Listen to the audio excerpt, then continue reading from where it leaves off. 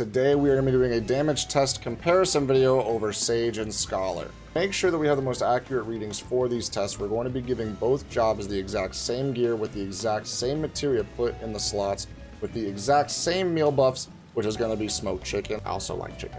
So before we go into the tests themselves, let's take a look at each job's move pool to see what exactly they have up against each other. So starting with Scholar, our main damage dealing action is going to be Broil 4, which deals an unaspected damage with a potency of 295 with an MP cost of 400. Broil 4 is going to be your main source of dealing damage as Scholar. However, you do have other options to deal damage, such as Bio, which is going to be your dot that has a potency of 70 that lasts for 30 seconds, which is also an instant cast. Your other instant cast damage dealing option is going to be Energy Drain, which is an off global cooldown, which deals a potency of 100. Perfect tool for weaving. Moves such as Energy Drain are going to rely on Aether Flow gauge cost, which you can get from using your Aether Flow action, which is on a recast time of 60 seconds. It is an instant cast, so you can use it as an off global cooldown. Or you can also use your Dissipation, which will take away your fairy, give you a magic healing boost of 20%, which is very substantial, and it does refill your Aether Flow gauge. Then your final movement tool that you have for dealing damage is going to be Ruin 2, which has a potency of 220. You do have an AoE attack that comes in the form of Art of War 2, which deals unaspected damage with a potency of 180 to all nearby enemies, but for the most part, you're dealing with trials and extremes and savages and boss fights, you're not going to be Art of War 2.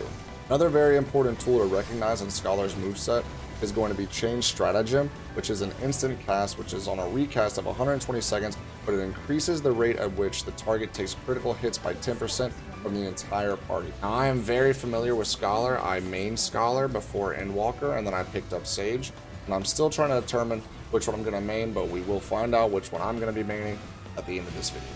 So moving on to Sage's move pool and toolkit, you do have a lot of interesting and unique options at your disposal. Your main damage dealing action is going to be Doses 3, which deals unaspected damage with a potency of 330. It does restore HP to targets that are under the effect of Cardian, and it will heal for a potency of 170. Your dot is going to be Eucrasian Doses 3, which is going to deal a potency of 70 that lasts for 30 seconds. It also heals party members that are under the effect of Cardian for that 170 potency. Phlegma 3 is your big, heavy-hitting move, and I say big, B-I-G, because it has a potency of 510 on the first enemy and 50% less on all the remaining enemies. So it is an AoE attack, however, it is going to do 510 potency on the first target, so it will do a lot of damage. It does have a charge time of 45 seconds, holding 2 charges, and has a range of 6 yalms. So I always use this as a movement option, but also use this in my starting rotation when I am doing extremes or savages or whatever. Sage also has Toxicon 2, which does require Adder Sting, so it is a little bit tricky to manage this properly and get it down right. What I always tend to do is on dungeons or trials, extremes, savages, whatever, I'd be sure to put on a Eucrasian Diagnosis on either my tank, the main one, or put a Eucrasian Diagnosis on at least 3 people, because most trials, dungeons, or whatever start with a raid-wide attack, and that way you can fill up your Adder Sting gauge very quickly and efficient.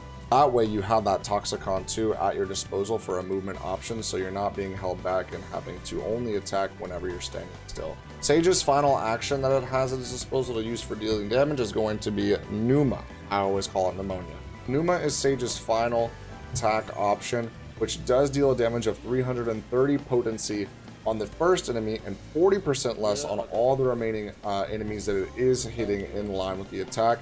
It does restore your own HP and the HP of all party members with a potency of 600 within 20 yalms, and it restores HP to the target that you have Cardian effect under, and that potency is for 170. So Pneuma is an incredible move because it allows you to keep your uptime while also doing your job as healer and providing the heals to your team.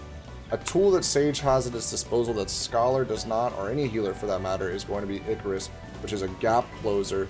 It has a range of 25 yalms and is on a recast of 45 seconds. This tool is incredible. I use it every single time I'm in a dungeon, trial, extreme, or whatever.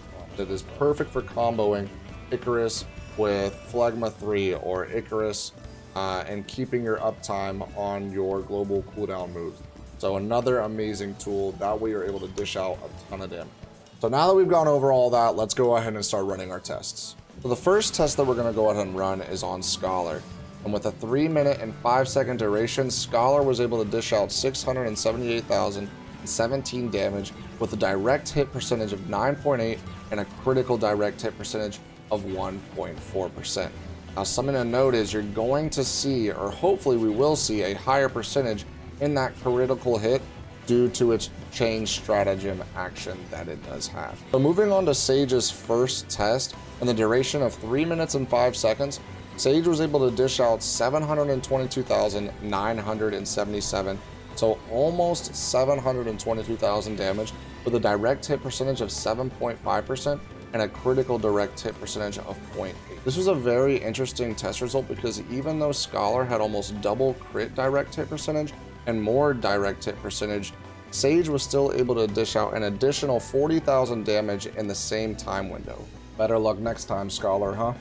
So looking at Scholar's second damage test, we can see that in the duration of 3 minutes and 7 seconds, it was able to dish out 700,610 damage with a direct hit percentage of 12.4% and a crazy crit direct hit percentage of 3.4%. This is a very substantial difference in percentages for direct hit percentage and crit direct percentage, as well as just overall damage.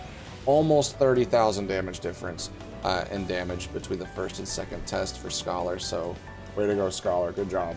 So moving on to Sage's second damage test, we can see that in the duration of 3 minutes and 1 second, it was able to dish out 732,310 damage and had a direct hit percentage of 5.3% and a critical direct hit percentage of 0. So even though it had way less percentages for critical and direct hit percentages, it was still able to dish out a substantially larger amount of damage than Scholar did. So as of right now, it looks like Sage is winning. Let's take a look at the last test results and average out the difference and see who deals the most damage. So in Scholar's final test, in the duration of 3 minutes and 9 seconds, I gave it a little bit of extra time there, it dealt out a total damage of 708,582 with a direct hit percentage of 5.4% and a crit direct hit percentage of 0.7%.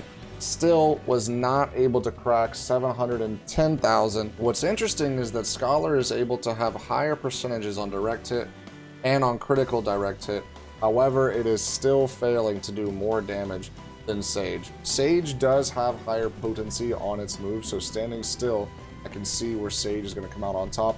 However, Scholar does have moves such as Energy Drain, and with that higher crit and direct hit percentage, I would think that it would be able to compensate. However, it looks like it is not. It's struggling. And our final Sage test, we can see that in the duration of 3 minutes and 4 seconds, Sage was able to put out 745,836 damage, almost 746,000 damage, with a direct hit percentage of 6.1% and a critical direct hit percentage of 0.8%. So there you have it, guys. Sage dished out a ton of damage in the same amount of time. So now that we've ran our test, let's take all these numbers, average them all out, and let's see who does the most damage. So after having done the 3 tests and averaging out the results, Scholar finished with 695,736 damage, and Sage finished with 734,041 damage in a 3-minute window. So congratulations to Sage. It does deal the most amount of damage. Have an amazing Michelle's day. Happy raiding. Bye. 20,000. Dude, what the? Like.